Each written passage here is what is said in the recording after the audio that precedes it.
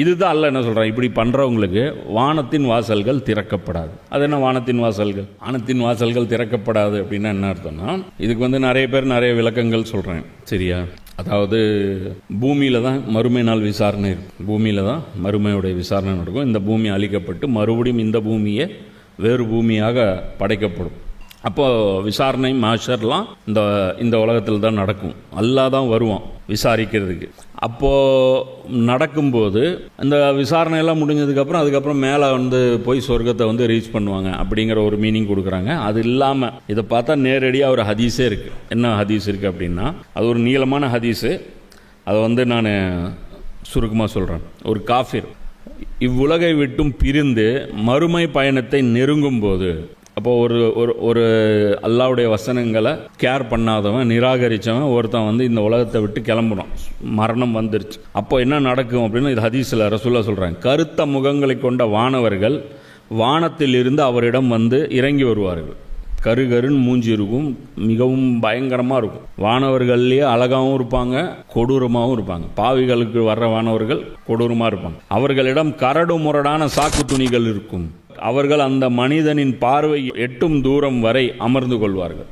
அப்படியே அவங்க லைனாக உட்காந்துட்டு இருப்பாங்க. அப்படியே ஒரு ஒரு கண் பார்வை எவ்வளோ தூரம் போகும், ஒரு 500 மீட்டர் போகுமா, 500 மீட்டருக்கு அப்படியே லைனாக மணக்குகள் உட்காந்துட்டு இருப்பாங்க. எல்லாருமே பயமுறுத்துற மாதிரி இருப்பாங்க. கையில் பார்த்தீங்கன்னா ஒரு கரடு முரடான சாக்கு துணி வச்சுருப்பாங்க. அப்போ அவங்க சொல்லுவாங்க, பிறகு உயிரை கைப்பற்றும் வானவர் அவரது தலைமாற்றுக்கில் அருகில் அமர்ந்து கொள்வார். அப்போ அந்த உயிரை எடுக்கிறதுக்குன்னு ஒருத்தர் இருப்பார் இல்லை, அவர் தலைமாட்டுக்களை உட்காந்துக்குவார். யாருக்கும் அப்போ அந்த பக்கத்தில் இருக்கிற சொந்தக்காரங்களுக்கெல்லாம் இதெல்லாம் ஒன்றும் தெரியாது. இவன் கண்ணுக்கு மட்டும் ஆக்டிவேட் ஆயிரும். அதனால தான் மவுத்து வரும்போது பாரு, அந்த மவுத்து வர்ற வீடியோலாம் பாரு, அப்போல்லாம் பார்த்துன்னு இப்படியே மேலே ஒருத்தன் இப்படியே பார்த்துட்டே இருப்பான். அப்படியே உயிர் போகும், கீழே இருப்பான், அப்படியே கண்ணு எங்கேயோ போயிட்டு இருக்கான். அவன் யாரையோ பார்க்குறான், புரியுதா? இங்கே இருக்கிற அந்த விஷன் போயிடுச்சு, அந்த விஷன் ஆக்டிவேட் ஆயிடுச்சு. எப்படி இந்த நைட் விஷன் கிளாஸ் போட்டோம் அந்த மாதிரி இந்த கண் போய் அந்த கண் ஆக்டிவேட் ஆயிடும். அப்போது அவங்க என்ன சொல்கிறாங்க, அந்த மலக்கு உட்காந்துட்டு, கெட்ட ஆத்மாவே, அல்லாவின் கோபத்தை நோக்கியும் அவனது அதிருப்தியை நோக்கியும் வெளியேறிவா. அல்லாஹ் அவன் மேலே பயங்கர கோபத்தில் இருக்கிறான், அதிருப்தியில் இருக்கான், வாடா வெளியே. இதை கேட்டவுடன் அந்த ஆத்மா உடல் முழுவதும் ஓடி ஒளிந்து கொள்ளும். அந்த ரூஹ் என்ன பண்ணும், பயந்துக்கிட்டு இந்த பக்கம் அந்த பக்கம் ஓடும்.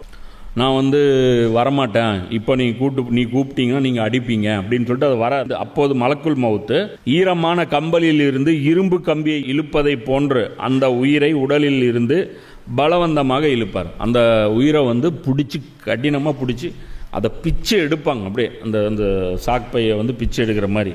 அவர் அதை தன் கையில் எடுத்தவுடன் மற்ற வானவர்கள் ஒரு கண் இமைக்கும் நேரம் கூட அதை மலக்குல் மௌத்தின் கையில் விட மாட்டார்கள். அந்த மற்ற வானவர்கள் இருக்காங்களே, டக்குன்ட்டு அதை வாங்கிக்குவாங்க. அவர் கையில் ரொம்ப நேரம் அந்த கண் சிமிட்டுற நேரம் கூட அவர் கையில் அதை வச்சிருக்க மாட்டாங்க.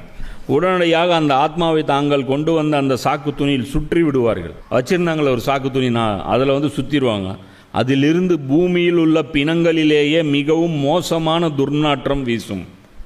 அந்த அந்த சாக்குப்பை எப்படி இருக்கும்னா, அதில் கெட்ட வாடை அடிக்கும். அதில் போட்டு ரோல் பண்ணிக்குவாங்க. பிறகு அந்த ஆத்மாவை அவர்கள் மேலே கொண்டு செல்வார்கள்.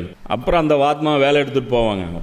வானவர்களின் எந்த கூட்டத்தை கடந்து சென்றாலும் அவர்கள் இந்த கெட்ட ஆத்மா யாருடையது என்று கேட்பார்கள். அப்போ மேலே போகும்போது கீழே நிறைய மலக்குகள் அல்லாஹ் வேலையா அனுப்பியிருக்கான்ல, அவங்க இறங்க அவங்க கேட்டே இருப்பாங்க, யாருதுப்பா இது, இந்த நாத்தனாருது, எந்த சைத்தான் இது அப்படின்னு சொல்லி அவங்க கேட்பாங்க.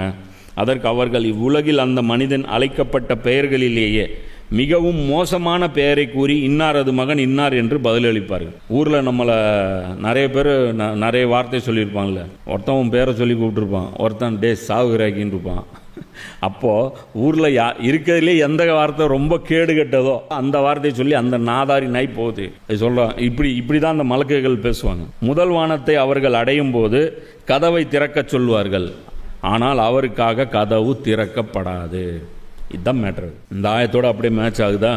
இது சொல்கிறாங்க ரசூலுல்லாஹ், வானத்தை திறக்க மாட்டான், அல்லாஹ் மலக்குகள் திறக்க மாட்டாங்க. பிறகு நபி ஸல்லல்லாஹு அலைஹி வஸல்லம் அவர்கள் இந்த வசனத்தை ஓதி காட்டினார். எந்த வசனம்? அந்த 7வது அத்தியாயத்துடைய 40வது வசனம் ஓதி காட்டுறாங்க. நிச்சயமாக நம்முடைய வசனங்களை பொய்ப்பித்து இன்னும் அவற்றை புறக்கணித்து பெருமையடித்தார்களே, அவர்களுக்கு வானத்தின் கதவுகள் திறக்கப்பட மாட்டாது, மேலும் ஊசி துவாரத்தில் ஒட்டகம் நுழையும் வரை அவர்கள் சுவனத்தில் நுழைய மாட்டார்கள். அப்போ இது புரியுதா என்ன மேட்ருன்ட்டு?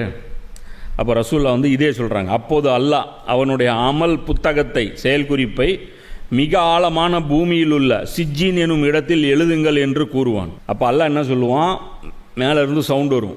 வானத்துலலாம் அவனுக்கு என்ட்ரி கிடையாது. இது சுத்தமானவங்க இருக்கிற இடம். இந்த அசிங்கம் பிடிச்சவனை கொண்டு போய் கீழே ரெஜிஸ்டர் ஒன்று இருக்குது பூமிக்கு ஆழத்தில், சிஜ்ஜின்ட்டு, அதில் எழுதிட்டு அப்படியே போயிருங்க அப்படின்னு சொல்ல என்று கூறுவான். பின்னர் அவனது ஆத்மா வானத்திலிருந்து கீழே எறியப்படும். அங்கேருந்து எல்லாம் டொபக்குன்னு போடுவான்.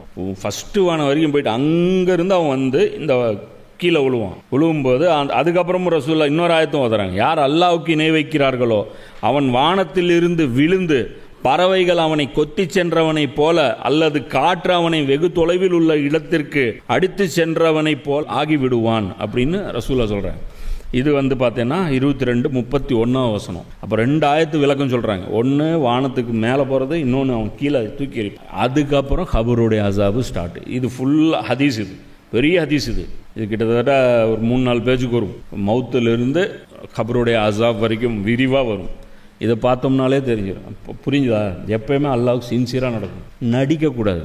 புரியுதா? அதே மாதிரி வாழ்க்கை நம்ம இஷ்டத்துக்கு கழிச்சிட்டு போகக்கூடாது. போயிட்டோம்னா இந்த நாள் வந்துருச்சுன்னு வச்சுக்கோ, ஒன்றும் பண்ண முடியாது. அதனால தான் சொல்கிறது, குர்ஆன் சொல்லக்கூடிய பொறுப்புகள், குர்ஆன் சுமத்தக்கூடிய கடமைகள், அதில் தான் விஷயமே இருக்குது சொர்க்கத்துக்கு போகிறது. இந்த ஹதீஸ் மிஷ்காத்தில் 1630 ஹதீஸாக இருக்குது. இது அபுதாவுதில் 4753 ஹதீஸ், சையான ஹதீஸ். அப்போது இதிலிருந்து புரியுது, அப்போ வானத்தின் வாசல்கள் திறக்கப்படாது அப்படின்னா இதுதான் அந்த மீனிங்.